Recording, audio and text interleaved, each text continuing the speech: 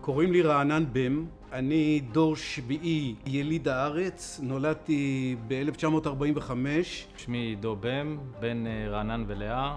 בכל הזדמנות שאני רק יכול, אני מעלה את הזכות שהייתה לי בעצם זה שנולדתי לשושלת, צאצא לרב, ואני מעלה את זה לילדים ולנכדים. עוד מהילדות אבא שלי סיפר לנו על המעורבות שלנו, על הזיקה שלנו לתוך המשפחה ועל זה העובדה שאנחנו צאצאים של הרבי שנור מילדי, והוא הראה לנו את ספר הצאצאים שבו השם של אחי הגדול אמירם ושלי מופיע, ומשם גם ראינו את שמות המשפחה של שאר מכובדי הארץ שמופיעים, שכולנו חלק מאותו ספר צאצאים מכובד.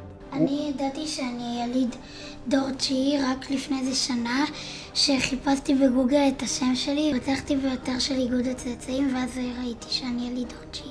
אני חושב שהפעם הראשונה שנחשפתי לזה בכלליות זה בעלייה לתורה, והפעם השנייה שנחשפתי לזה היה בעבודת שורשים.